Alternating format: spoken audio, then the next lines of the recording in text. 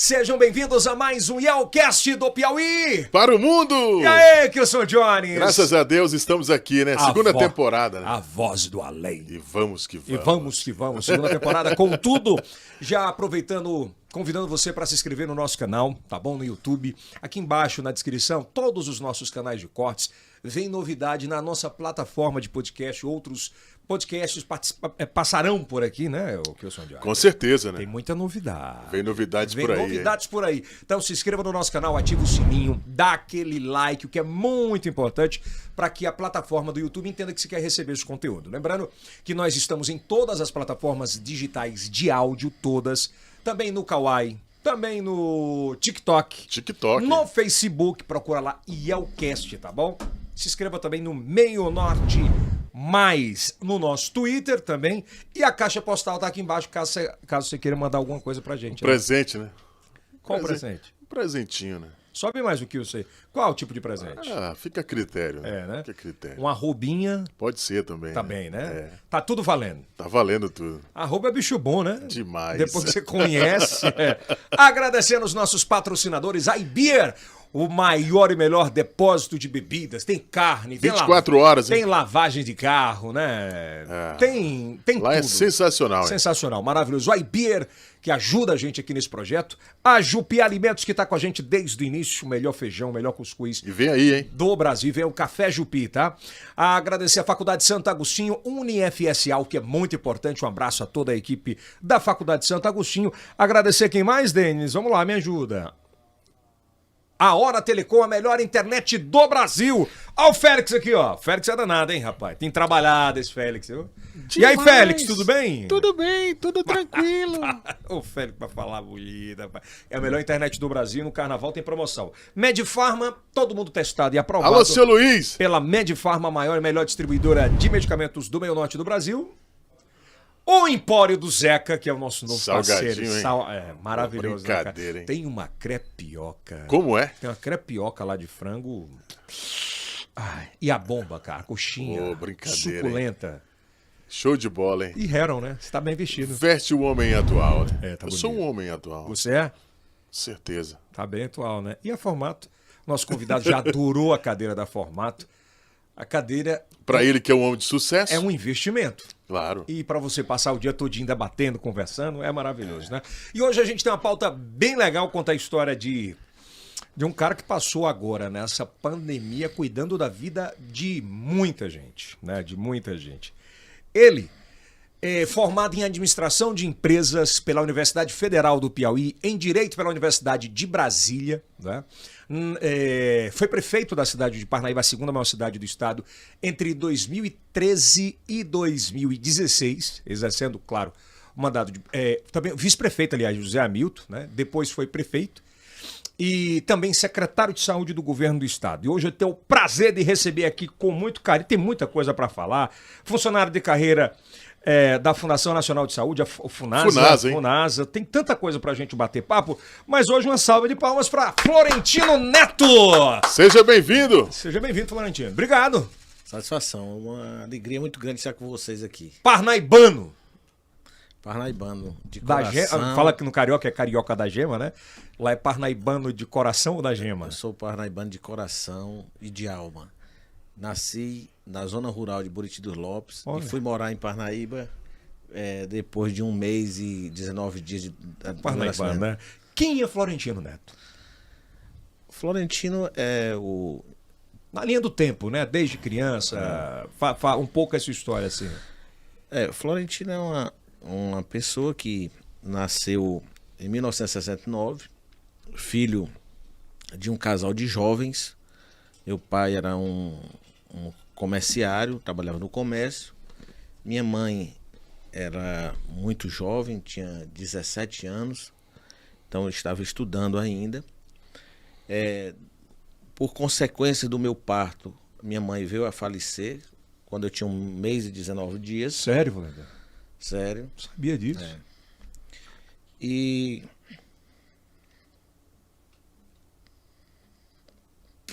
17 anos ela tinha. Ela tinha 17 anos. E toquei a trajetória dessa vida, né? Ajudado pela minha avó, Dona Mocinha, Parnaíba, que me criou, pela tia Fransquinha e pela tia Cília, tia Iracema, que foram as pessoas assim que me criaram, e a tia Fransquinha era a pessoa que mais cuidava ali da minha educação. E a tia Francisca era irmã da sua mãe mais velha? Não, irmã do meu pai, do Antônio. Eu fui criado pela minha avó, que é mãe do meu pai. Meus avós maternos, eles moravam na zona rural de Buriti dos Lopes, que hoje é ali onde é o município de Caraúbas, aquela região. E os meus avós maternos acharam melhor que a minha avó paterna pudesse ali fazer todos os cuidados comigo, porque em Parnaíba eu tinha condição de ser educado, de estudar e tudo mais. Então fui criado pela minha avó paterna. Eram quantos irmãos, seu Luciano? Não, eu fui o primeiro filho. Minha mãe morreu com 17 anos. 17 anos, perdão. Então só era filho único. Filho único. Então eu estudei ali em Parnaíba, no Colégio Nossa Senhora das Graças e no Sesc também. Só pra gente entender essa linha do tempo, quando é que você entendeu que sua mãe tinha morrido? Olha, Eldes, eu me emociono e efetivamente eu tenho assim uma... Um travo? Não tenho um trauma nenhum, não tenho não é uma tristeza permanente, né? Mas é um lamento, né? Ter perdido a mãe. Mas assim, as pessoas que me criaram me deram todo o carinho. Não, né? eu compreendo. O que eu estou querendo dizer é justamente assim, quando é que você entendeu? Minha avó... Ela chegou e contou, tu lembra desse episódio? Minha avó foi muito correta, né? Comigo. Então eu chamava ela de mãe. Mas eu não me lembro exatamente quando ela disse que minha mãe tinha morrido. Mas eu me entendo sempre com a consciência dela ser minha avó. E eu chamar de mãe. Entendi. Então ela foi trabalhando isso. Minha avó era uma pessoa de poucas letras, né? Mas tinha uma sabedoria muito grande. E ela soube conduzir esse processo, né? E tudo se deu de forma natural. Mas aos 13 anos ali... meu pai já tinha um outro relacionamento, tinham nascido 2 outros irmãos, Maria de Lourdes e Antônio Filho, e meu pai, numa oportunidade, numa viagem, teve um acidente com o veículo, né, e veio a falecer também aos 13 anos. Você perdeu o pai, a mãe com 1 mês, o pai com 13. 13 anos.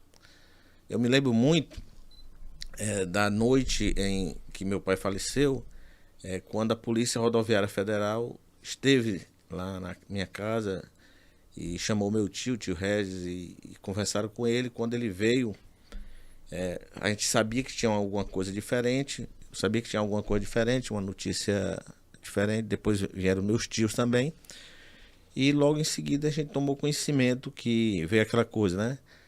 Houve um acidente, o Antônio está passando mal, não sei o que, está no hospital, mas a gente começa a entender as coisas, né? E sua relação com ele, como era? Era uma relação boa, uma relação de pai para filho, uma relação... Você falou que foi criado mais pelos teus avós. Mas fui criado mais pela minha avó. Vó, em especial avó, ela, né? E aí intensificou essa relação com ela a partir do falecimento do meu pai, né? Naquela época a gente, pelo menos eu peguei essa, lógico, devido às proporções, mas o pai da gente não era muito de dizer eu te amo. Não era muito de dar um abraço. Hoje. Não, mas meu pai era um pai ele era carinhoso? Carinhoso, mas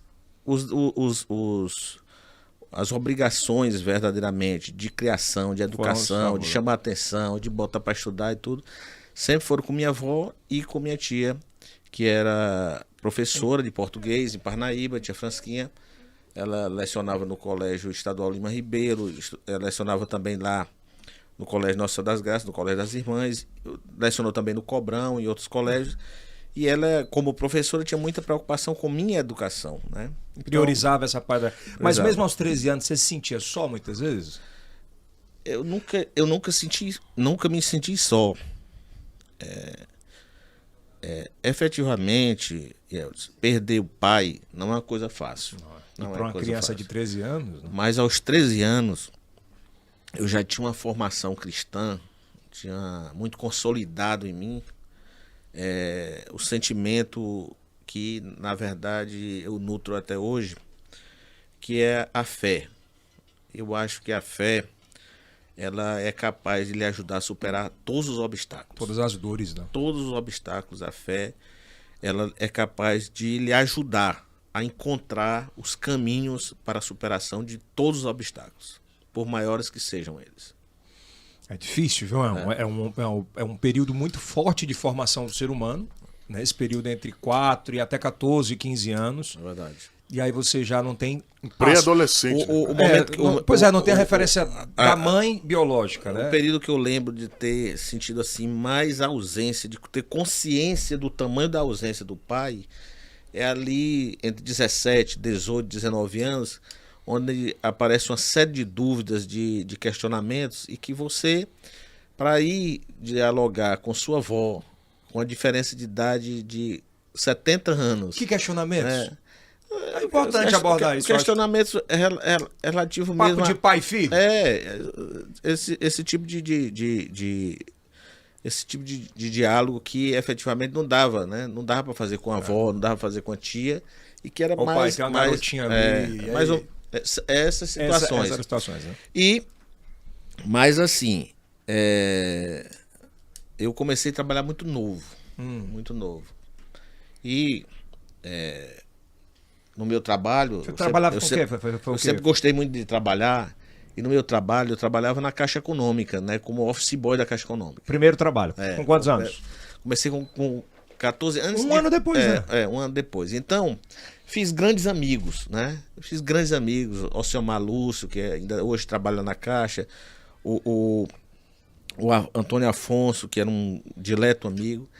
E essas pessoas, elas foram muito importantes na minha formação ali, na minha fase de juventude, né? Porque eu comecei aos 14 anos e aí convivia com todos eles, né? Foram seus pais? Por exemplo, o Carlos Prado, não sei se você conhece, irmão do Ronaldo Prado. Ele se vangloria que a primeira vez que eu bebi, que eu fiquei assim... Meio alto. Meio alto, foi com ele, né? Aí ele se vangloria, olha, eu lhe coloquei... No caminho do Com quantos anos, Laredila? Acaba safado. Era em torno de 16 anos. 16 anos. Não faça isso, viu, filho? Por favor, tá? O filho dele tá aqui hoje. É uma outra época. E aí, posso dizer assim, então eu posso perguntar aí da galera. Essa turma do banco que era mais velha, foram pais pra você? Eu tenho por eles assim um carinho muito grande. Muito grande. Conselho na hora certa, o puxão de orelha na hora certa, vai por aqui. Com certeza. Olha, eu tenho assim, Isso aqui, ó. pelo Afonso, que...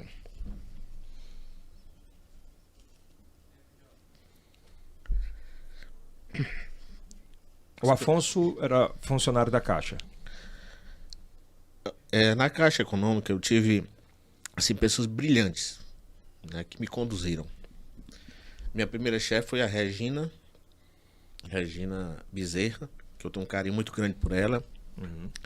E é engraçado como a vida Vai colocando as pessoas, né? E vai nos direcionando. Depois a Regina trabalhou comigo, eu prefeito e ela coordenadora numa área de habitação. Mas eu fui office boy dela. Tinha lá o Alcemar, que foi chefe de um dos setores que eu trabalhei. O Antônio Afonso, que foi uma das pessoas que mais marcou a minha vida, né? Com ele eu aprendi muito de valores, de orientação sobre literatura, sobre uma série de coisas, sobre procedimento. Foi na Caixa Econômica que eu me filiei ao PT, com 19 anos. Mas só uma pergunta, tipo assim, quando tava um pouquinho de folga, senta aqui, bora conversar sobre isso. Porque lá os meninos participavam do Sindicato dos Bancários, né? E no Sindicato dos Bancários, né, aquela coisa ali em 1989, todo aquele movimento pró-Lula, né? 89. Os bancários eram muito fortes naquela época, né? Que Faziam aqueles movimentos. Era. E ali, naquela época, em 1989, toda aquela luta ali pela eleição do Lula. E um dia, na mesa do Paulo Tomás, né, que é irmão do Edilson Tomás, chegou uma pessoa do PT e tudo mais, conversando antes do funcionamento começar, antes do expediente começar. E aí ele levou as fichas lá e eu assinei nesse dia. Conscientemente me filiei ao PT, lá onde eu trabalhava. Né? Antes de a gente continuar esse papo, eu tenho uma dúvida, porque meu pai foi bancário do Banco do Brasil, né? E ele me falou uma certa vez, ele disse que a maior experiência de civilização que ele teve, assim, civil mesmo, foram as experiências do banco, que lá ele encontrava todo tipo de gente. Era o idoso que saía de casa para buscar o aposento e não comia, porque não tinha grana para comer e desmaiava na fila. Sabe? Era todo tipo de gente, todo tipo de situação, todo tipo... Várias situações. Né? Esse período entre 14 e 19 anos talvez tenha te ensinado muito em relação a gente, a esses anseios, assim, e aprendido e ter, de certa forma, ser um ser humano melhor em relação a isso? Olha, eu abdicaria de qualquer coisa na minha vida, menos dos meus filhos, da minha esposa, que esse foi uma decisão importante da minha vida, o meu matrimônio e os meus filhos, né? Uhum. Mas eu digo uma coisa para você, eu não abdicaria de ter passado por onde eu passei e começado minha vida como office boy. Não abdicaria. Foi uma universidade. Eu comecei a aprender a trabalhar, exerci de forma muito forte a humildade, porque o office boy, o aprendiz, ele tem que atender a todos. Ele é o menor em toda a hierarquia funcional. Então ele tem que atender a todos, atender bem, atender tempestivamente, com eficiência. E eu lembro, coisa muito interessante que acontecia. Sempre, todo ano, eu ia entregar. Parnaíba é uma cidade que tem muitos sindicatos patronais, né? É uma cidade que teve uma economia muito forte, que nós estamos projetando novamente para ser mais forte ainda, mas que tem muitos sindicatos patronais. E chegavam umas guias, uns comprovantes de recolhimento de contribuição sindical, todo ano, num período do ano, não me lembro, parece que era no final do ano. E aquilo tinha que ser entregue em cada sindicato. Eram uns 50 sindicatos. E ninguém queria entregar aquilo. Você queria. E era a coisa que eu mais gostava de fazer.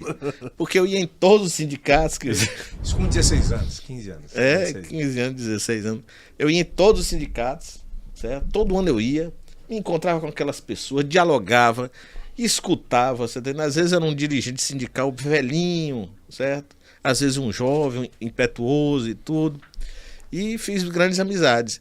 Eu acho que foi ali que eu aprendi assim as maiores lições de relacionamento humano. Cara, mas como é louco, né? Por exemplo, o ser humano, quando ele pratica uma coisa chamada empatia, né? Que é esse lance de você se colocar no lugar do outro. E quando entra um menino de 14 anos na Caixa Econômica que perdeu a mãe ao nascer, perdeu o pai com 13, meio que todo mundo fala assim: vou adotar esse moleque. Não é? Vou, de alguma forma... Se sente, né? E essa turma começa a entregar o que tem de melhor. Né? Assim, de chegar perto, de cuidar, de tratar como filho mesmo, né? E é muito bom porque talvez, penso eu, que tenha suprido muitas noites ruins suas esse amor dessa turma, né? Ah, sim. Sim. Com certeza. Mas eu sou uma pessoa que sempre fui muito feliz. Eu coloco que a felicidade, eu sou uma pessoa introspectiva às vezes, as pessoas me acham muito sério. Pois embora... vou falar real, por exemplo, hoje está mudando muita coisa que eu tinha na minha cabeça, porque eu já te conheço um bom tempo, mas assim, você sempre foi muito de ouvir, olhar, analisar. Mas porra, mas sofreu pra caramba lá atrás, e assim, às vezes a gente julga sem nem conhecer, né? Às vezes as pessoas me acham muito sério, muito sisudo, no interior a gente fala de antipático.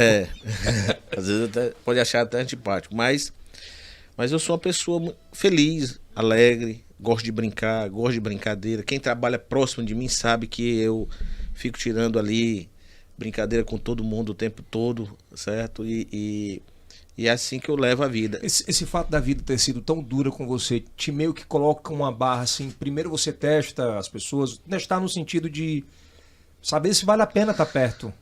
Eu sou incapaz de testar, porque o meu coração sempre está aberto assim. Eu já até cometi equívocos de confiar demais em algumas situações, porque eu gosto de dar crédito às pessoas. A fé passa por isso? De acreditar sempre nas pessoas? Sim, acreditar nas pessoas, acreditar na renovação das pessoas, na recuperação das pessoas.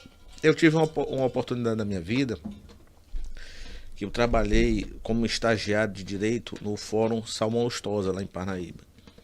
E o juiz, Dr. Olímpio José Paz Galvão, que hoje é desembargador, ele tinha um programa que era um programa que ressocializava o preso por meio do trabalho.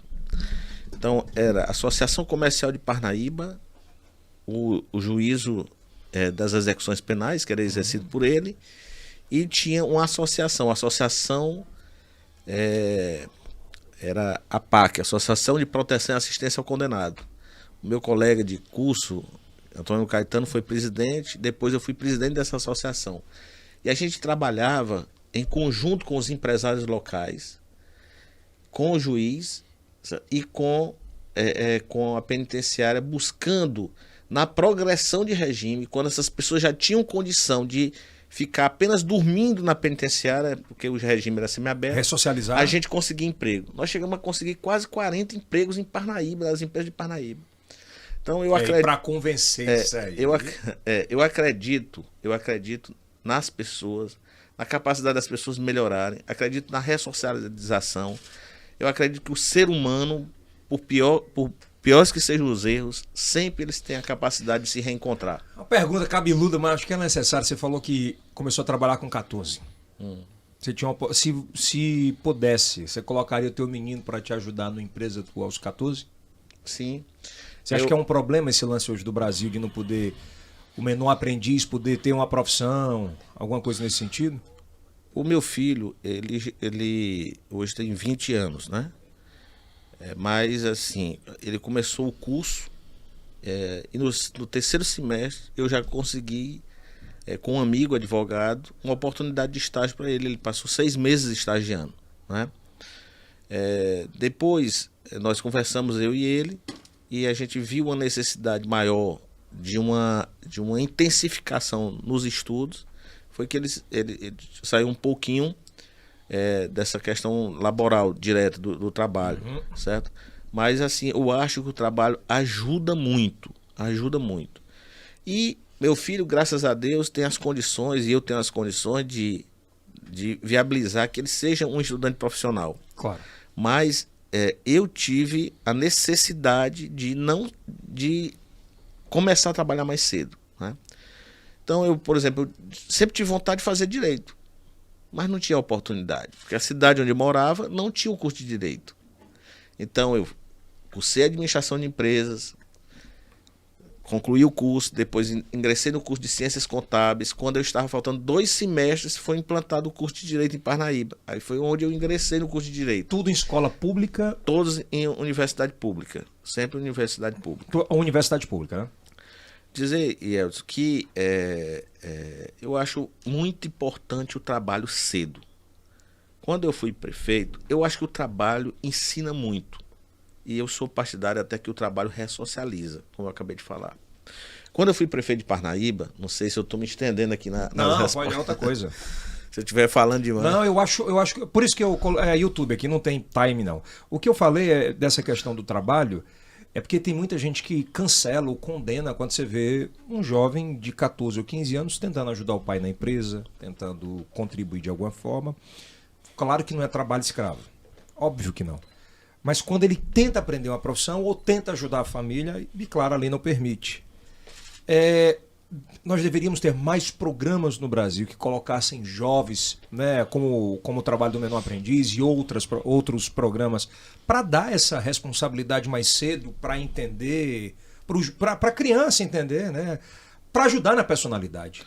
Eu tive, quando eu fui prefeito de Parnaíba, eu fui para a prefeitura com a vontade, com o desejo de cumprir o que eu tinha prometido ao povo de Parnaíba. E eu prometi que eu ia gerar oportunidade de emprego para a juventude parnaibana, quando fui candidato a prefeito. Que era uma das tuas dores. E quando prefeito, eu criei o Pró-Estágio. O que era o Pró-Estágio? O Pró-Estágio era um programa por meio do qual eu pagava 50%, como a prefeitura pagava 50% da bolsa, e a empresa onde o estudante ia trabalhar, como menor aprendiz, pagava a outra metade da bolsa. Desta forma, a prefeitura pagava metade da bolsa para um estudante trabalhar em várias empresas privadas de Parnaíba. Não era só universitário, não. Estudante da escola mesmo. Estudante da escola, estudante do ensino médio. Estudante do ensino médio. Então nós formamos esses meninos, levamos para a universidade, demos noções de trabalho, teve um curso primeiro, de um mês. Conseguiu dar uma alavancada nesse projeto? Sim, quando nós terminamos o projeto, nós tínhamos mais de 100 meninos. Eu vejo esses meninos hoje em várias empresas de Parnaíba, em funções importantes hoje. Infelizmente, quando saí da prefeitura, o meu sucessor não conseguiu ter acessibilidade de continuar com o projeto. Mas o projeto Proestágio é um projeto importante. Eu já tive a oportunidade, inclusive, de copiar a lei que eu aprovei na época, que ainda está em vigor, e toda a cartilha do programa já dei para outros prefeitos também, porque eu acho que, eu vou lhe dizer uma coisa, aonde eu for, a função que eu exercer, sempre eu vou trabalhar pelo trabalho do jovem, para ele ter um jovem, caminho. do menor, para que ele possa ter ali condições de iniciar sua vida. Você que está acompanhando, nós vamos falar da Prefeitura de Parnaíba ainda, que é importante. Nós vamos chegar nesse tema mais polêmico. Você começou a sua vida trabalhando onde? Fala aí. Prefeito. Como menor aprendiz também na Equatorial. Foi. Me trouxe grandes responsabilidades. Aos 13 anos de idade, passei também por vários setores.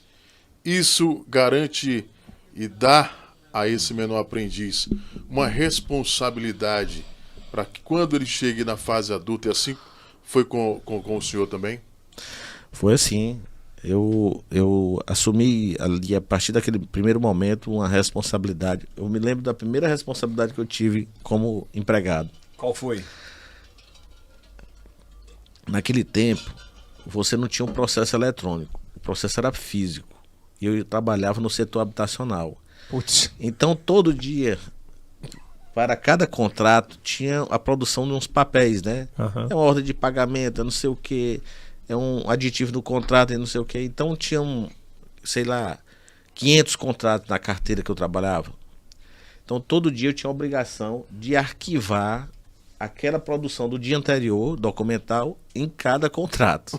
Você entendeu? Boa. Então, era assim um conjunto de armários de aço com várias gavetas, certo? E cada um com a quantidade de contrato. Quando eu pegava o contrato 523, eu já sabia para onde ia caminhar.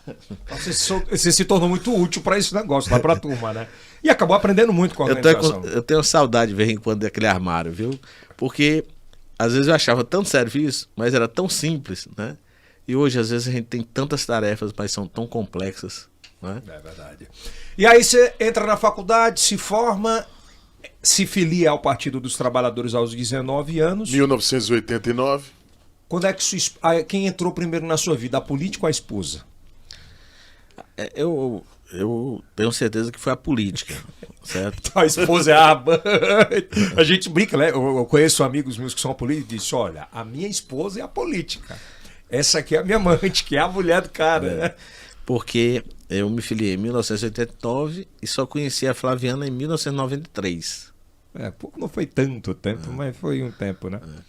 Mas assim, pra você ver, né? Meu pai casou com minha mãe quando minha mãe tinha 16 anos. Uhum. E eu comecei a namorar com a Flaviana quando ela tinha 16 anos. Caramba! Bem cedo, né? 16 anos. E eu tinha 24, ela 16. É uma situação complexa, né? Isso dá polêmica, isso é exclusivo. Exclusivo. E como era a relação lá com os pais dela? Porque eu com 16 e 24, o que eles falando que ia me fazer com a minha filha aqui?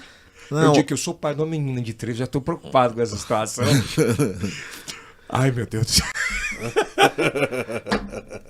Minha filha tem 11, Mariana. Então vá se preocupar, não, 16.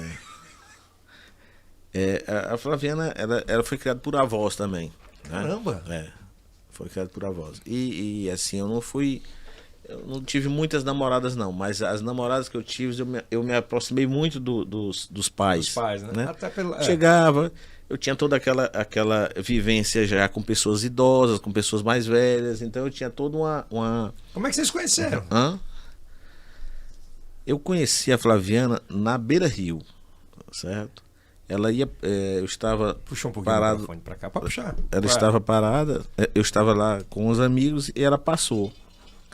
Aí ela passou e aí eu comecei a investigar quem era aquela menina. Aí dessa investigação, Menina bonita. Sei, aquela galega ali. E aí foi investigando com os amigos. fui investigando e até chegar perto, né? E aí, foi amor à primeira vista dela com você ou não? Foi não. Foi não? Um processo. Hã? Todo um processo. Ah, meu amigo, aí foi convencimento muito, viu? Você já era meio introvertido. É. Mas deu certo, né? Deu certo. Não vamos entrar por mais detalhes, não, né? Vocês estão juntos há quanto tempo, Valentina? Desde 93, né?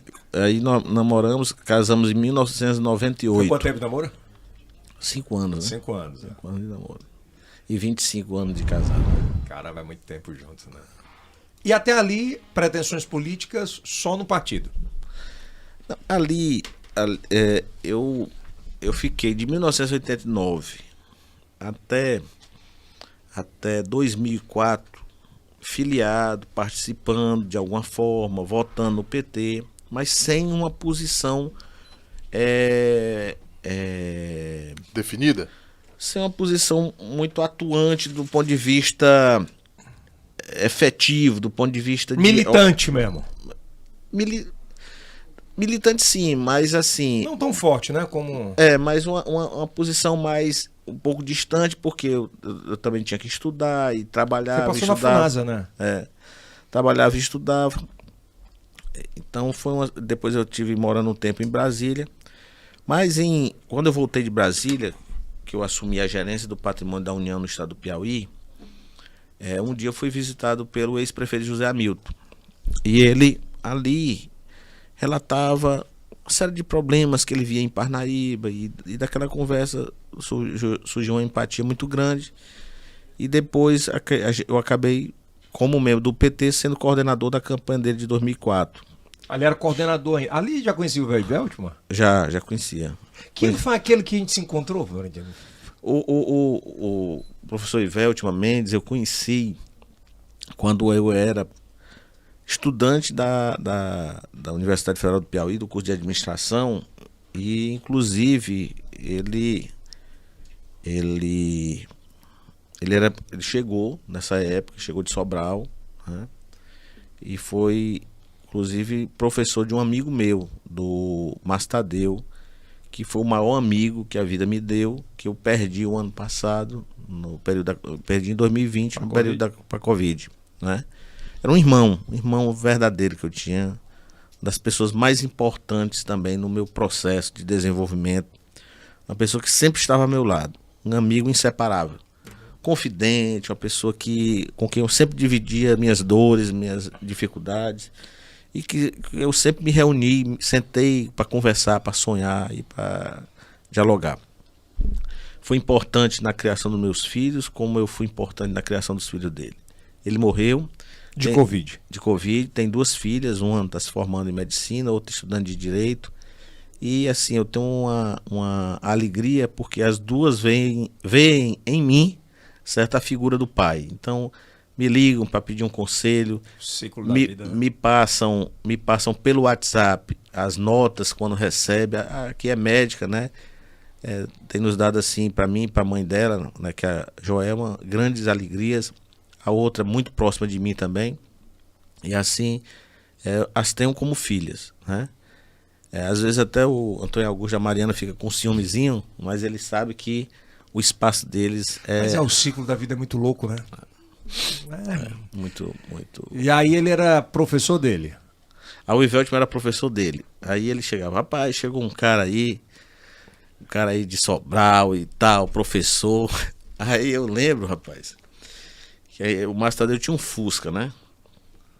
Aí um dia a gente saiu lá da universidade pra ir pra Beira Rio, tomar uma cervejinha. Com coca, que era a bebida dos professores. Meu amigo, aí ia um carro na nossa frente. Quando desce um cara, foi a primeira vez que eu vi o Iveltman. Desce um cara com Atabaque. um atabaque grande, com um negócio assim. Aí ele disse, olha aí o professor de Sobral aí que chegou. Eu digo, rapaz, que loucura é essa? Que professor é esse com esse negócio aí? Aí fomos lá pro mesmo bar, que eu não lembro qual era o nome, e aí ele tocava, né? Se enturmou logo ali com o pessoal ali do pagode e tudo e tal. E foi uma pessoa que teve uma expressão muito grande em Parnaíba. Infelizmente, politicamente, nós não militamos juntos, né? Nós não militamos juntos. Mas quando das reuniões preparatórias para a minha candidatura, né, houve uma convenção do Partido Progressista, ali dirigido pela doutora Amparo, pelo doutor Antônio de Pádua. Eu lembro dele. Nesse dia, ele já estava com câncer, já estava muito debilitado, muito magro, e ele estava ali no Porto Verde, né? Uhum. Na Ele frente- adorava lá. Na frente Da padaria, na frente do ferroviário. na frente do ferroviário. E a convenção estava sendo ferroviária.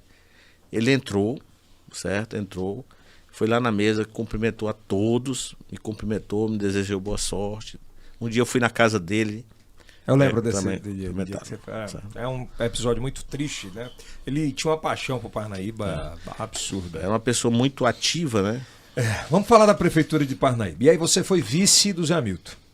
Fui vice do prefeito José Hamilton, fui secretário de governo do prefeito José Hamilton, fui vice-prefeito e depois tive o apoio dele e me candidatei a prefeito e tive a oportunidade. Esse período ali com ele, foi um aprendizado ou você não tinha muito espaço para crescimento? Não, eu não tenho nada a reclamar. Certo? Foi um aprendizado, foi um momento de muita integração, interação, né? Eu acho que aprendi muito naquele período também. Sou grato a ele, né? Tenho muito respeito por ele, né? Acho que ele é uma grande liderança. Ainda sabe? hoje, Florentino? Olha, eu acredito que pela experiência, pela condução que ele deu, né? Eu acho que ainda hoje ele Mas não é sabe uma por que eu liderança. penso? Parece que ele meio que perdeu tesão pelo negócio da política. Você não vê mais ele envolvido em aparição pública, muito raramente.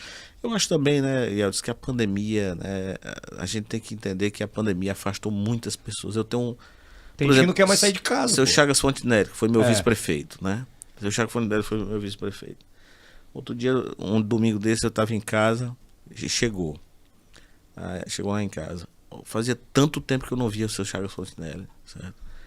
E assim, não sei se você já percebeu, certo? Nossos amigos, assim, que tem uma idade mais avançada do que a gente, né?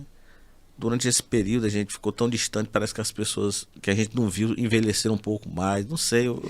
Você não tá errado, não. É bem isso mesmo. Eu tenho um grande amigo também que tem 79 anos, mas é um jovem de espírito, que é o seu Ernesto Caldas, né?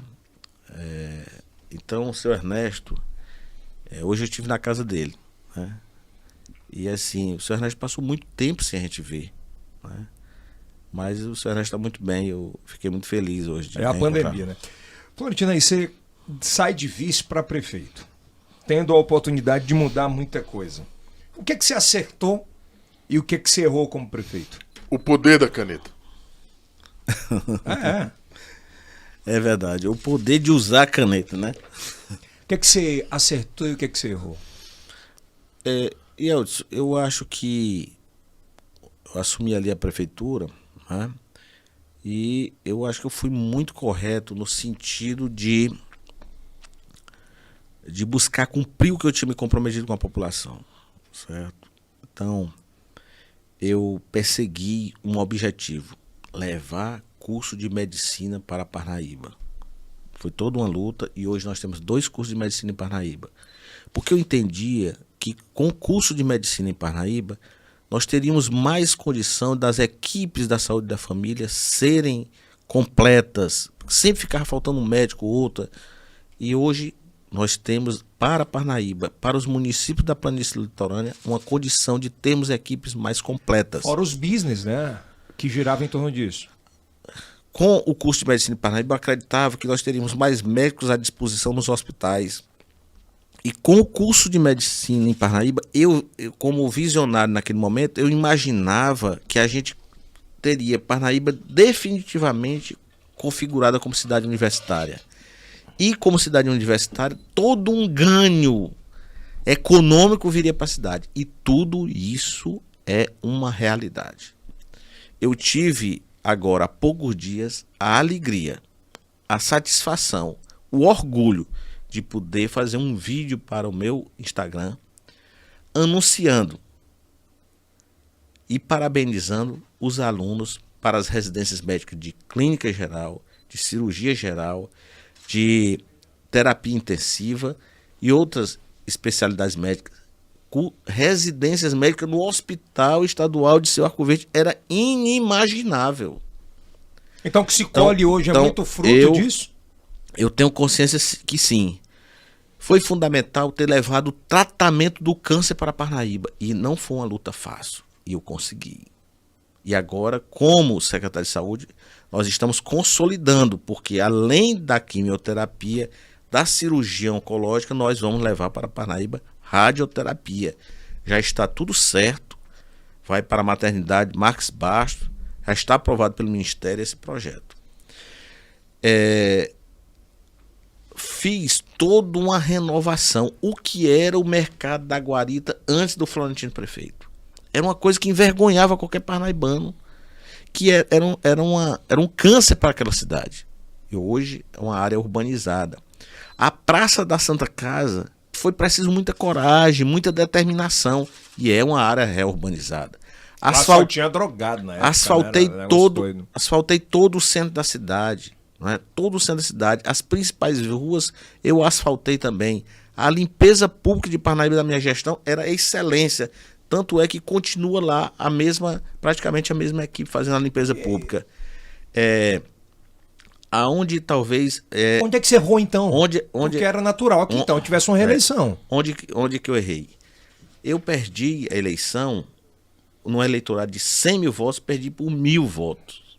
Por 1.000 votos. Né? Então foi uma coisa muito ali pau a pau, né? Assim, cabeça com cabeça, né?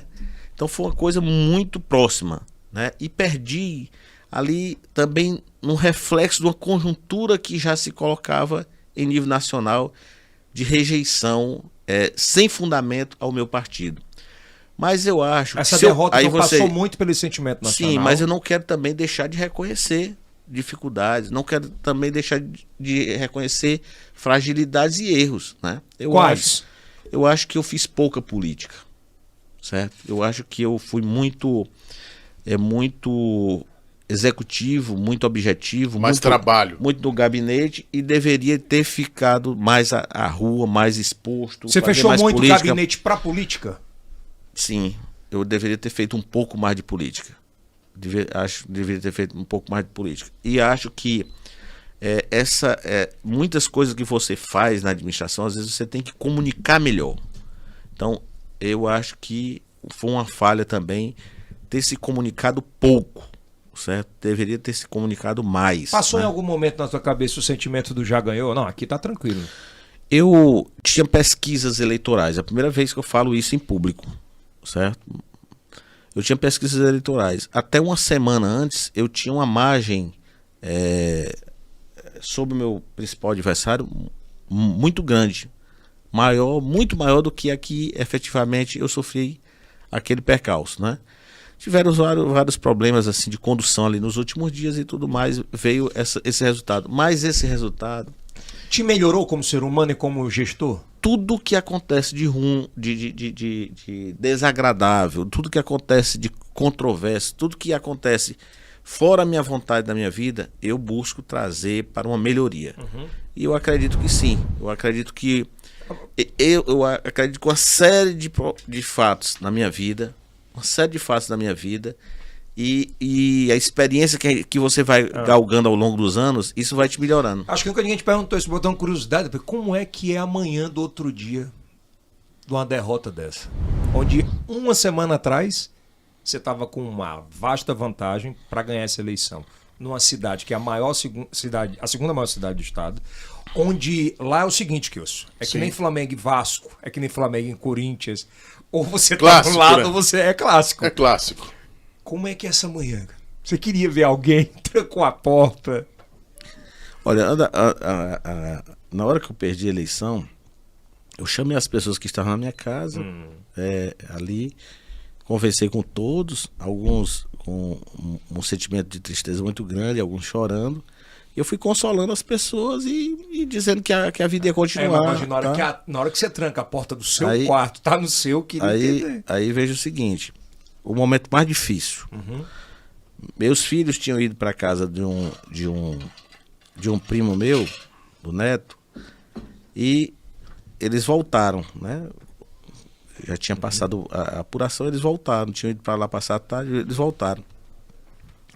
Nesse momento que eles chegaram, o Antônio Augusto de boa, sabe? Tranquilão. Tranquilo e tudo, né? Mas a Mariana chorou, né? Chorou, assim, ela não é muito novinha e um pouco assim revoltada, né? Porque ela via o pai o tempo todo trabalhando, de manhã, de tarde, de noite, não sei o que e tudo, esforço e tal, não sei, mas ela é muito pequena e ela chorou, sabe? Assim, Aí ali faltou chão. Ali eu senti muito. Mas assim, se eu disser que naquela noite eu não dormi, eu tô mentindo. Naquela noite eu dormi e antes de dormir eu fiz uma série de reflexões e aí eu coloquei, então agora minha missão é entregar, certo? Nós vivemos na democracia, eu recebi, o poder não é meu, é do povo. Nós vivemos, Entendeu, né? e aí eu fui trabalhar para entregar a prefeitura, me preparar para entregar, certo? Esse é um trabalho complexo, um trabalho difícil, por quê? Porque você tem que dentro de poucos 2 meses, 2 né? meses e meio e tudo mais, né? Você tem que revisar tudo, fazer toda aquela situação, né? De revisão e tudo, e entregar da melhor forma possível. Graças a Deus eu entreguei, eu não respondo nenhum processo, tive prestações de contas que já foram aprovadas. Falta apenas alguma coisa por ser aprovada ainda, mas efetivamente eu tenho uma consciência tranquila e digo a você que deixei saldo nas contas, na época publicizei isso, certo?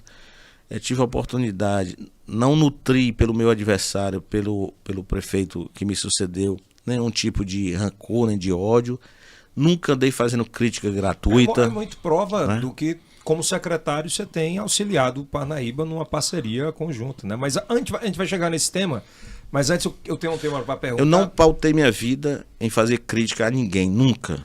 Certo? Nem destilar ódio, né? Não deixe lá ódio. Eu acho que é uma coisa natural. É um ciclo. O povo teve, o povo, e eu defendo, sempre tem o seu direito de escolha. Naquele momento a escolha foi aquela. E eu tinha, como prefeito municipal e como candidato, o dever, a obrigação de respeitar.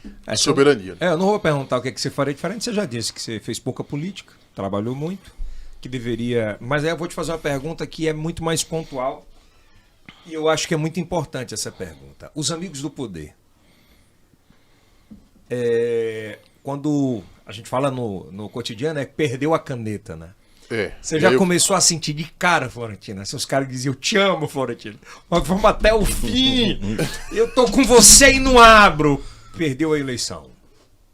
Você se sentiu que nem aquela música do Oswaldo Montenegro? Qual é? Faça uma lista de grandes amigos Boa, que você mais via na eleição atrás. Boa! E aí?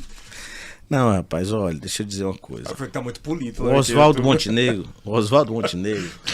Tu tá muito polido. Não, o Oswaldo Montenegro, como qualquer artista, não faz uma composição sem uma relação com o que acontece. Com a realidade, com o cotidiano. Realidade. Isso aí é pura realidade.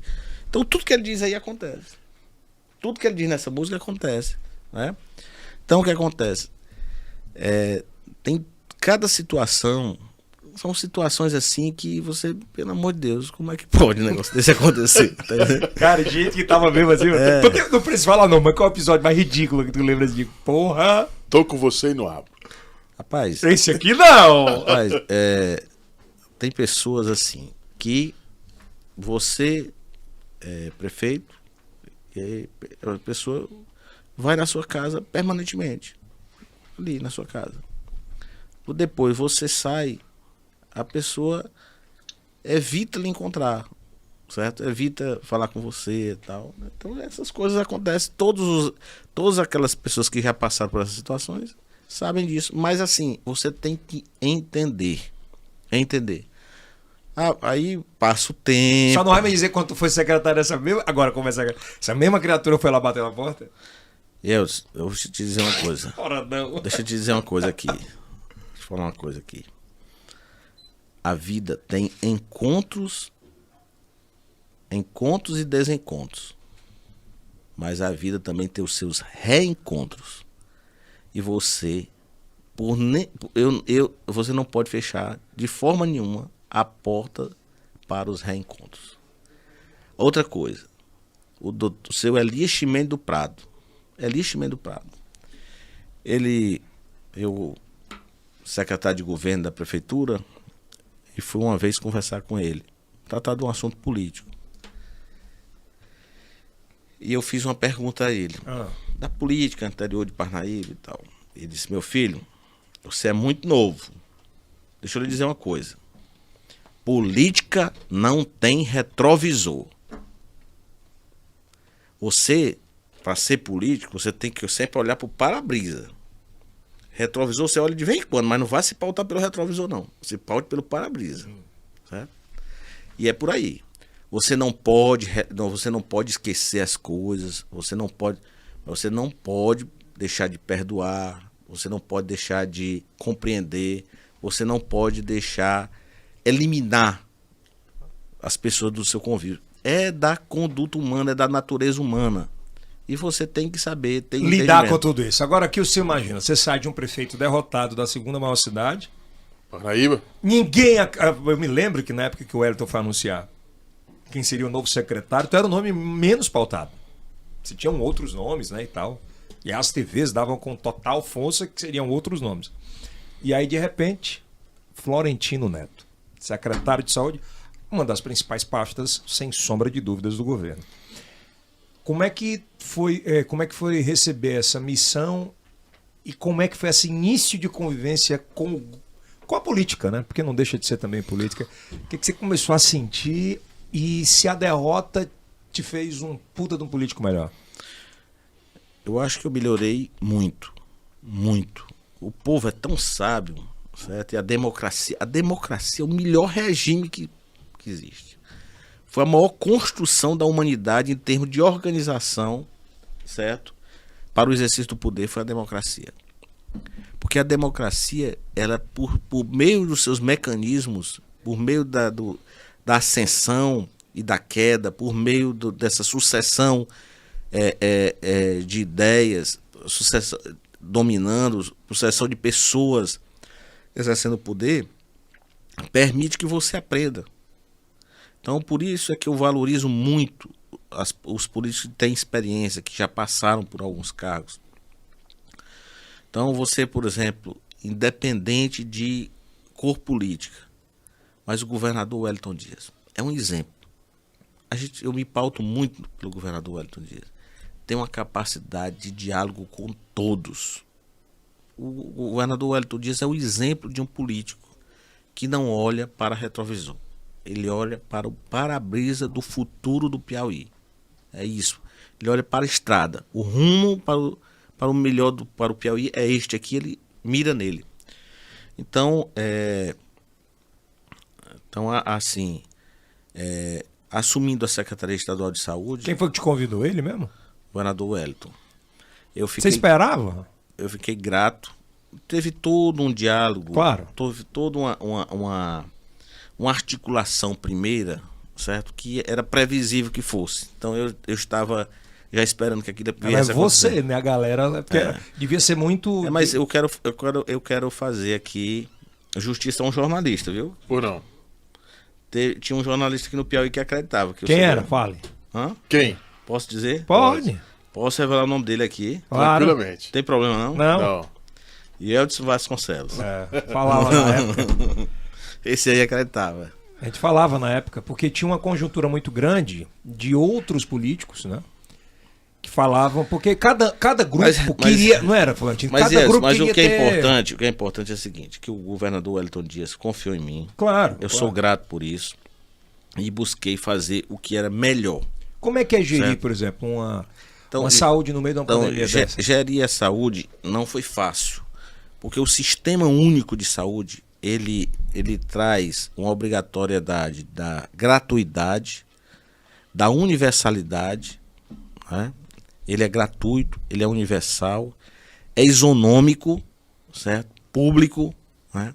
Então todas essas garantias constitucionais para um sistema que na hora que você vai para o dinheiro, para o financiamento, o que precisa de dinheiro é mais do que o que está colocado. O SUS é o melhor plano de saúde do mundo? SUS, eu não tenho dúvida, é o melhor sistema de saúde do mundo. Ele vai ser, ao longo do tempo, aperfeiçoado, melhorado. Tenho certeza que homens e mulheres que estão passando por esse momento, gerenciando esse sistema, certo? Os próprios governadores que se apropriaram muito de conhecimento sobre saúde, sobre o SUS, são homens que têm uma perspectiva grande de ainda continuar na vida pública, em cargos legislativos e ascensão a outras esferas de poder. Todos vão trabalhar muito pelo fortalecimento do sistema único de saúde. Eu vejo na figura do governador Wellington Dias um exemplo de um desses governadores que conhece o SUS, conhece a forma de organização do sistema e que na pandemia se apropriou ainda mais de conhecimento sobre o nosso sistema, né? Então é muito importante que nós temos hoje assim, um conjunto de pessoas, certo, que não eram tão ali ligadas ao Sistema Único de Saúde, como pesquisadores, como professores de outras áreas. Que era um caminho que ia acontecer, mas apressou a pandemia. Profissionais de outras áreas que se aproximaram muito do SUS, do conhecimento do SUS, do estudo sobre o SUS. E foram formados comitês científicos, né? Aqui no Nordeste, em outras regiões, no Brasil, claro, estudando também essa situação da pandemia e com reflexo para o futuro do Sistema Único de Saúde. Então, eu acredito no SUS, sou defensor do SUS. O Piauí, o Brasil e o Piauí estão nesse enfrentamento à Covid-19 por conta do Sistema Único de Saúde. Nosso sistema teve condições de dar respostas melhores do que outros sistemas do mundo. O nosso país deu respostas, mesmo com toda a dificuldade, com todo o problema envolvendo ali, às vezes, a condução e a falta de coordenação nacional do Ministério da Saúde, mas o Sistema Único de Saúde do Brasil deu melhores respostas do que sistemas de países, às vezes, com economia muito mais forte do que o Brasil. E o Piauí é campeão em vacina no Nordeste, é o segundo lugar do Brasil. Nós tínhamos previsões de um número de óbitos que, quando foi revelado, aquilo nos entristeceu de forma muito grandiosa, que nos preocupou de forma assim. Quando é que você recebeu a primeira informação de quantas pessoas iam morrer? Você vê. Quando você recebeu a primeira informação da ciência mesmo, os especialistas, olha, se a gente não fizer algo, se não chegar a vacina, vai ser assim. Em fevereiro, o doutor Noronha trouxe para uma reunião que eu estava de planejamento do ano, ele trouxe essa informação.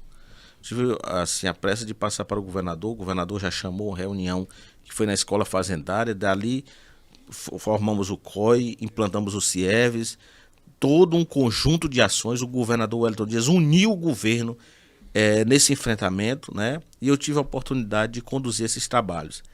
Mas quando organismos internacionais diziam que o Piauí ia ter mais de 18 mil óbitos, pelo amor de Deus, como é que você dormia com a situação dessa? O Firmino falou isso, não foi? Foi 13 mil... Não, mas ele não falava, quando o Firmino falava, não era dissociado da ciência. É que organismos internacionais diziam isso, que era possível chegar àquele número. Né? Não era da cabeça de ninguém. Não era. Né? O Firmino às vezes até foi mal interpretado. Né?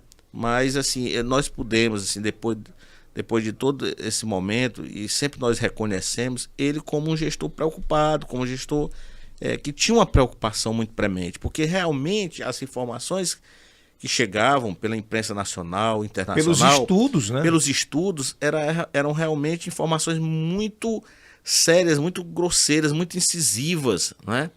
De uma realidade que era possível ser vivenciada. Porque você passou por isso também, uma pergunta, rapidinho, né? Não, rapidinho, só para aproveitar esse adendo. Contextualizar. Só para contextualizar. Você acha que o prefeito Firmino Filho perdeu a eleição por cuidar de gente e acreditar na ciência?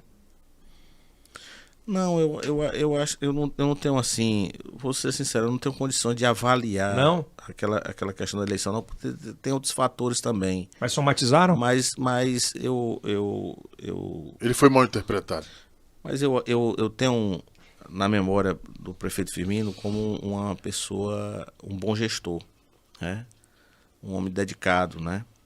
E durante todo esse período da pandemia, certo? Ele teve muita preocupação, né? Preocupação que ele externava nas entrevistas e nos momentos, né? O governador Wellington Dias também se preocupou muito, né? Ele ontem, aqui pelo meu WhatsApp, quando eu passei o relatório do número de óbitos, o governador Wellington Dias já fez um comentário, já fez perguntas aqui. O governador Wellington Dias acompanha passo a passo todos esses dados. Acompanha, se reúne com o comitê científico daqui, se reúne com o COI daqui, se reúne com o comitê científico do Nordeste, se reúne com o colegiado dos governadores do Nordeste, se reúne com o fórum dos governadores, e ele pautou essa questão da vacina, como ele está pautando outro tema muito importante, que são os medicamentos que já estão aprovados por algumas agências reguladoras e que nós precisamos também nos debruçar sobre isso. Como a pauta que ele está trazendo agora, que é a vacina para crianças abaixo de 5 anos. Então o governador, ele trabalhou muito pela vacinação das crianças de 5 a 11 anos. E agora ele já levanta a questão nacionalmente dos remédios, que já algumas agências reguladoras já aprovaram e que a gente tem que se debruçar sobre isso. Como também ele faz uma reflexão sobre a necessidade da vacinação das crianças abaixo de 5 anos. Então eu vejo na figura do governador Wellington Dias alguém que, ouvindo a ciência, sempre está se pautando nacionalmente em defesa do enfrentamento adequado à pandemia e em defesa do Sistema Único de Saúde. E foi este homem que me convidou para ser secretário estadual de saúde. Então eu tive o apoio dele desde o início e busquei fazer um grande trabalho. Fiz o Renova Saúde, que foi um programa por meio do qual nós levamos equipamentos novos, nós modernizamos o parque tecnológico dos hospitais. O que é isso? Melhores equipamentos de raio-x, melhores equipamentos de tomógrafo, melhores equipamentos no centro cirúrgico, melhores equipamentos de diagnóstico. Isso nós fizemos em quase todos os hospitais. E com preferência pelos hospitais regionais, que são aqueles que atendem regionalmente. Agora, nós também, Elcio, fizemos todo um trabalho de centralização das despesas na secretaria para que a gente compre melhor, com melhor qualidade e com menos custos. E agora, na pandemia, nós tivemos oportunidade de ampliar de forma muito forte os leitos de UTI disponíveis no Piauí. Olha, Picos não tinha leitos de UTI quando eu assumi a secretaria. Ali em 2019, com o governador, nós inauguramos a UTI de Picos. São Raimundo Nonato não tinha. Nós inauguramos agora, já na pandemia. Bom Jesus não tinha leitos de UTI, nós entregamos 10 agora também no período da pandemia. Nós colocamos leitos de estabilização em todos os hospitais. O que é um leito de estabilização? É um leito nas mesmas condições de equipamentos de um leito de UTI e que os profissionais podem ali estabilizar a situação do paciente. Isso é o legado da pandemia para o Estado? Pode estabilizar o paciente até que ele seja transferido. É um legado, sim. Como é legado, Yeltsin, isso permanece, né, Florentino? Como é legado, uma melhoria significativa que nós demos no hospital de doenças tropicais, né? Natan Portela, Instituto de Doenças Tropicais Natan Portela, o antigo HDIC. O HDIC, o Hospital Natan Portela, está totalmente renovado, UTI nova, UTI... Hospital infantil, né, também. Hospital infantil. Aí, nós, além dele, nós formamos o hospital infantil, nós estamos construindo a maior obra da saúde pública nos últimos 50 anos, que é a nova maternidade, para substituir a maternidade Evangelina Rosa antiga e surgir a nova maternidade. Nós estamos, assim, com reformas em vários hospitais regionais e estamos... Vou citar um exemplo para você. Hospital de Campo Maior. Vamos reformar o hospital. Estamos construindo lá uma UTI infantil e uma UTI adulto. Agora é bom que se diga que tudo isso foi possível fazer também com apoio dos parlamentares. Os nossos deputados estaduais têm tido sensibilidade e têm colocado emendas para a saúde. E os nossos deputados federais, eu gostaria de citar que, indistintamente, todos eles, deputados e senadores, colocaram também emendas para a saúde. Vai lá, Kilson.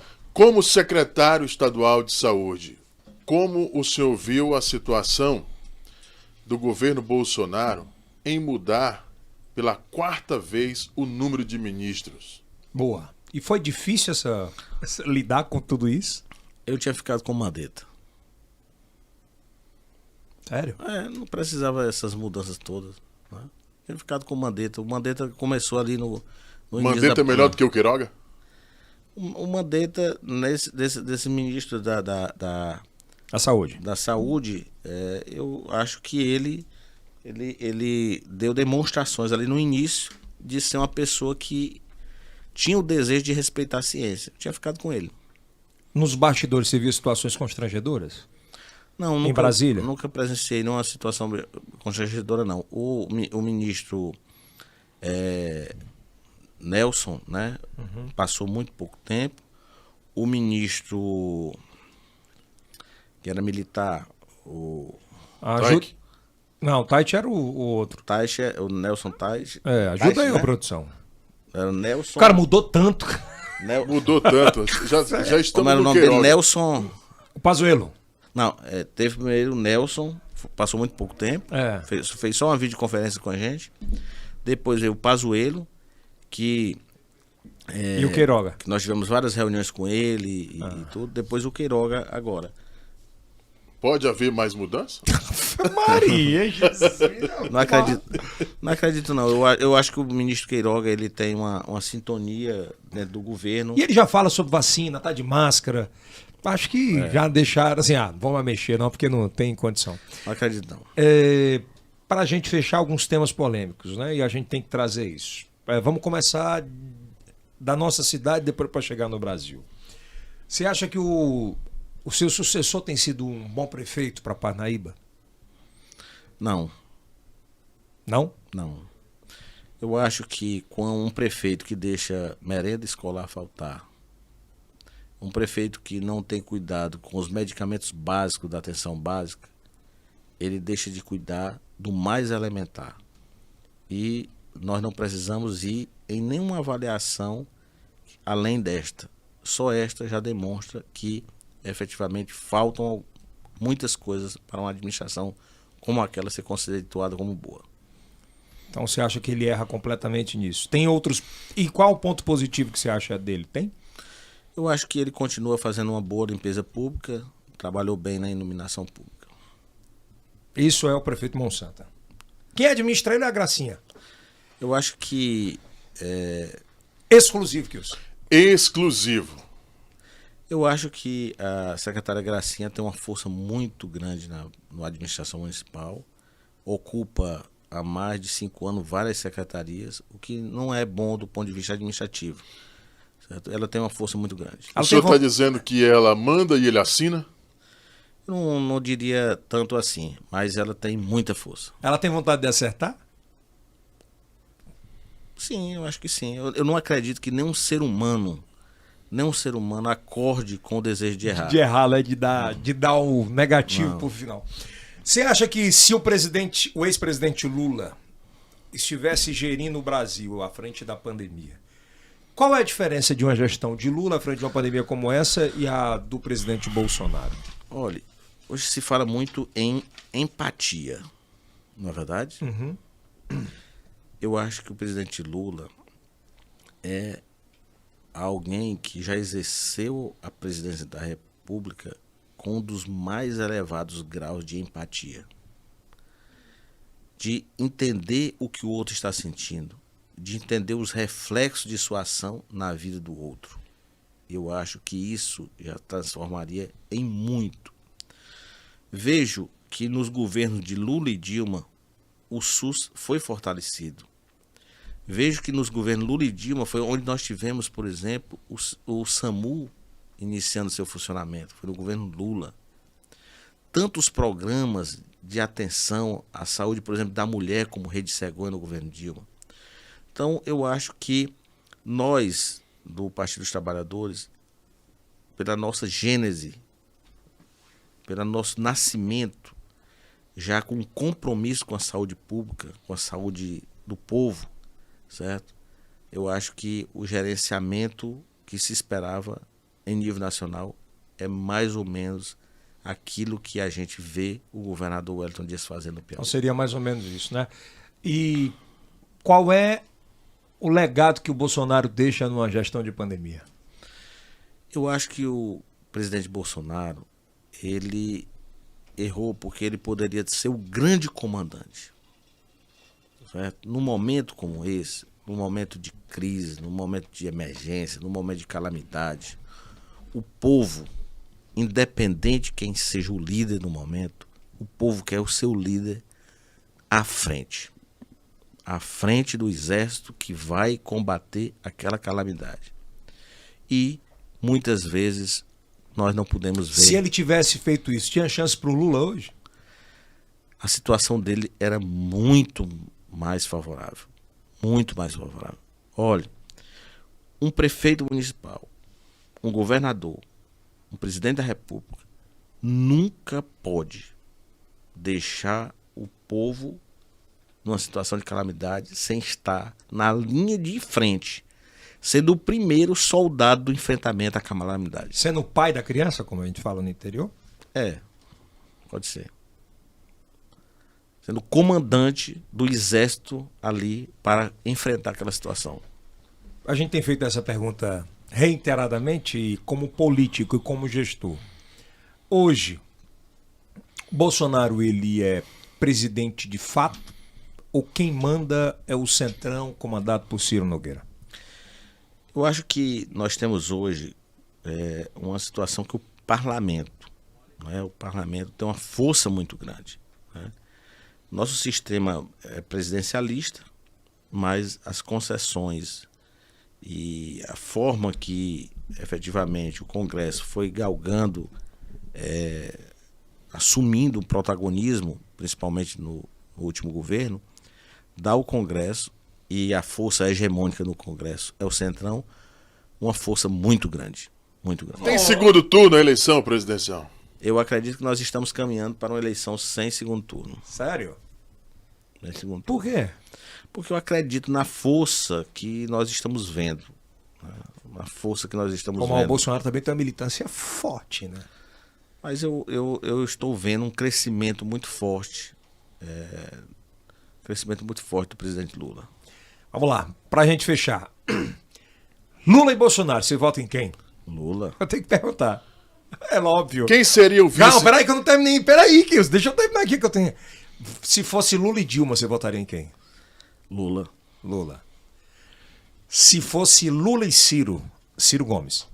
Lula. Lula. Agora vamos esquecer o Lula. Certo. Certo? Vamos supor que por meio das coisas o Lula não seja candidato. Sérgio Moro e Bolsonaro. Você anula o seu voto? Eita, pergunta eu tenho que- difícil. Eita, pergunta difícil. E aí? Eu sou contra anular o voto. Né? É Sou óbvio. contra anular o voto. Mas lhe digo que com toda sinceridade que aí eu não sei o que eu faria. Isso que eu ia Eu acho que votar, né? estaria mais próximo de anular o voto. Estaria mais próximo de anular o voto? Ciro Gomes e Bolsonaro. Ciro Gomes. Votaria nele. Desde criancinha. Boa. Boa. Quem falta perguntar Ciro Gomes e quem? E Ciro Gomes e Moro Ciro. também. Ciro. Você acha que no cenário político, depois do Lula, o melhor nome seria o dele? Eu tô te perguntando isso por quem que imaginava qualquer coisa e aconteceu. Tô perguntando num cenário geral, né? Olha, eu vou te falar. Eu só lamento, assim, que eu vejo o ex-ministro Ciro Gomes, assim, numa crítica ao presidente Lula e uma aproximação da direita e da direita raivosa, que eu acho que é negativa, certo? É negativa. Mas, assim, pelo que ele fez no Ceará, pelo trabalho dele, certo? É um homem que já militou aqui nesse time, nesse lado aqui, não é verdade? emprestou ao país seu trabalho como ministro da Fazenda, como ministro da Integração Nacional, né, do próprio governo Lula. Eu acho que é uma pessoa assim que merece o nosso respeito. Agora, lamento que no momento Essa situação, né? ele está se aproximando da direita. Na eleição, que você lembra? Que na última eleição ele viajou. Quando Sim. era para ele declarar o apoio no segundo turno. Nessa ele viaja ou ele dá um abraço no Lula? Nessa eu tô torcendo para ele abraçar o Lula. Boa, fala aqui. Boa. Geraldo Alckmin seria o melhor vice para o Lula? Eu gosto dessa ideia. Sabe por quê? Porque eu acho que a gente tem que agregar, certo? Eu não sou contrário a essa ideia, não. Eu acho que a gente tem que agregar. Foi um dos erros da Dilma? Eu acho que sim. Até eu também errei um pouco. Pois é, meio que gabinete fechadinho. Acho que a gente tem que conversar sempre, agregar sempre, sabe? Você tá mais conversador mesmo agora. Isso é bom. Você sai candidato? Você sai da gestão agora em março, né? É março ou é maio? Outro dia eu conversei com o Antônio Augusto e com a Mariana, certo? Lá em casa, mais ou menos às 10 e pouco da noite.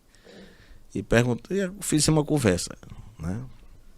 Quando o Antônio Augusto era pequeno, ele inventou um negócio da reunião da família. Foi, meu filho? A reunião da família. E aí outro dia eu disse, vamos fazer uma reunião da família aqui, aí conversamos sobre vários temas. Caiu na eleição.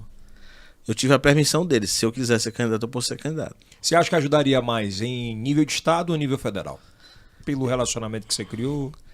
Eu, assim, por ter sido secretário estadual de saúde, ter participado do CONAS, do Conselho Nacional dos Secretários de Saúde, pelo compromisso com o SUS, pela vontade de ajudar, fortalecer esse sistema em nível nacional.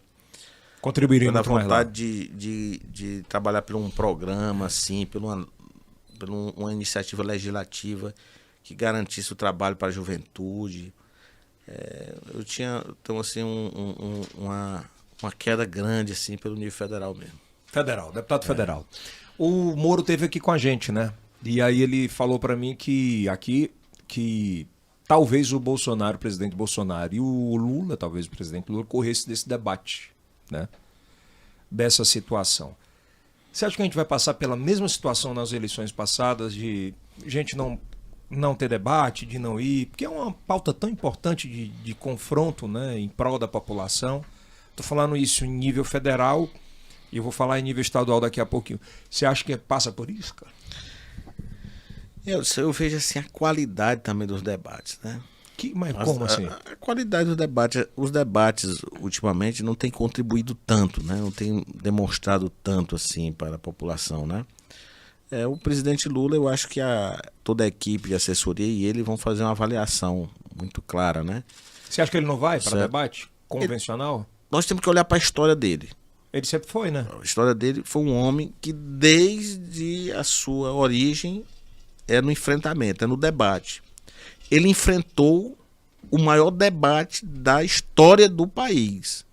Quando toda a imprensa, quando todos os acusavam, ele estava debatendo contra todos, mostrando a sua inocência. E ganhou esse grande debate. Você visitou ele? Eu não tive a oportunidade de visitá-lo, certo? Não teve, né? Não tive. Quem visitou ele várias vezes foi o governador Wellington Dias, né? Visitou o Lula várias vezes, né?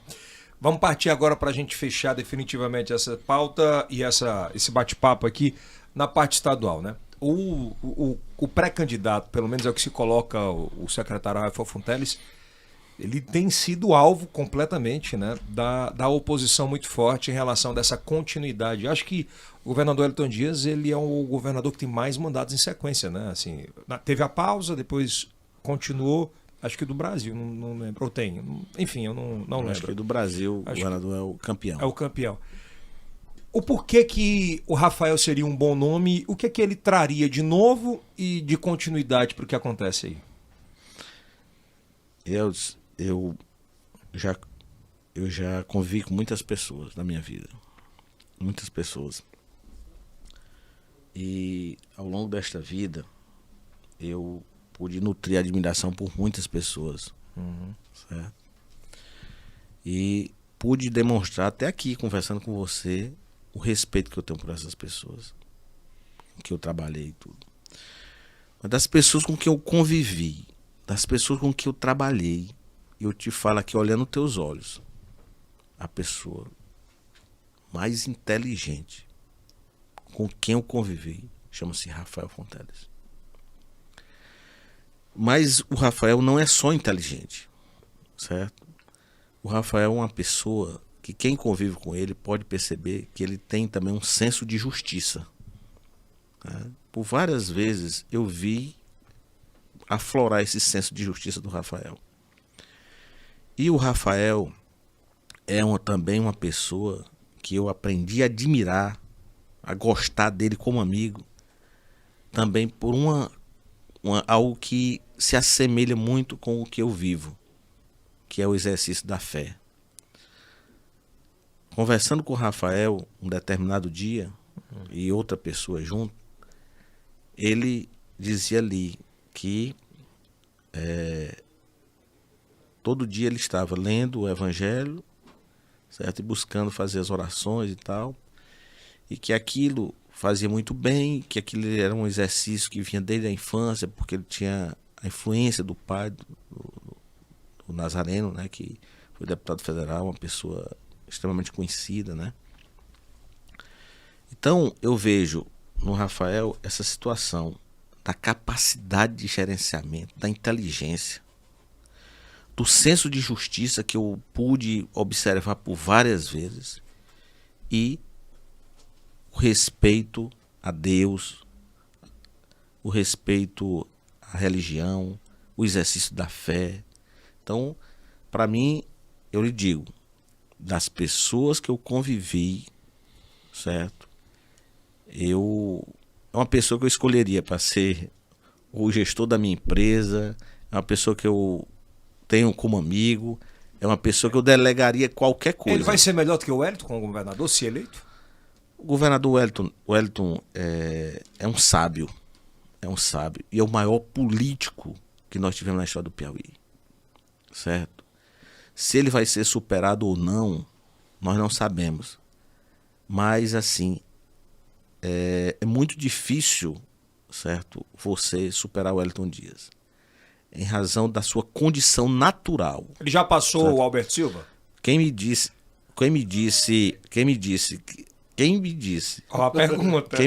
que o Wellington era sábio, um dia a gente conversando, foi meu filho Antônio Augusto.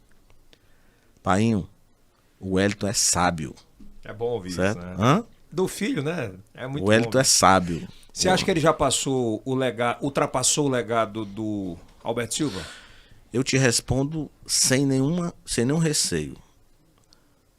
O governador Alberto Silva fez um primeiro governo irreparável e fez um segundo governo ruim, que ele saiu do segundo governo com vários meses de salário atrasado. Isso maculou, certo, a história política do governador Alberto Silva. Mas o governador Alberto Silva é um grande político, está no imaginário da política do Piauí, fez as grandes obras do Piauí. Mas, espera aí, mas nós temos que olhar para um governador que governou primeira, segunda, terceira e quarta vez, levando ensino para todas as escolas do Piauí, colocando ensino universitário em todos os municípios do Piauí, levando asfalto para todo o Piauí. Ele é maior do que o Alberto? E, se fosse preciso ter um quinto, um sexto governo, ele tinha energia para mais 10 governos. Mas vamos lá, então ele é maior do que o Alberto Silva hoje, Alberto Tavares Silva. O governador Wellington Dias, ele tem um local na história reservado para ele, como o Alberto tem, mas a história vai julgar e vai, não é você vai que observar. Vai julgar. Não sou eu que vou julgar. Tá lindo demais. Quer alguma última? A minha última.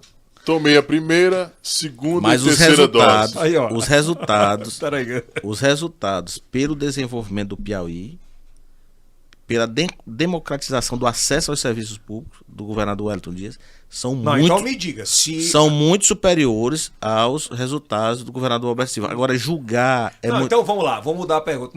Na opinião do Florentino, quem foi o melhor gestor? O Wellington... Se tivesse uma eleição hoje, Alberto e Wellington, eu votar no Wellington. Pronto, respondeu. Tá respondido. Secretário Florentino Neto. Mas tenho muito respeito pela memória do Wellington. Claro. Agora eu vou lhe dizer, e longe daqui, se tivesse, como tenho muito respeito a memória de um dos maiores políticos da história do Piauí. Político, inclusive, que pela sua humildade ficou apenas em Parnaíba. Dr. João Tavares Silva Filho, irmão do Alberto Silva. Muito bem. Para fechar, eu tomei a primeira, segunda e terceira dose. O senhor indicaria a quarta dose para o Brasil inteiro? Olha, já está autorizada a quarta dose para aquelas pessoas com comorbidades, né? Com as situações. Vamos esperar o que a ciência, Você tomaria? O que a Anvisa vai apontar. Sim, na hora que a Anvisa autorizar, com O certeza. braço está pronto. Ora. Para finalizar, Yeltsin. a última perguntinha que eu tenho que fazer aqui. Yeltsin, vacina é vida. É boa no braço, né? Isso é óbvio. Se nós não tivéssemos a vacina contra a polio, nós hoje ainda tínhamos poliomielite no Piauí, no Brasil, no mundo. Foi a vacina que extirpou.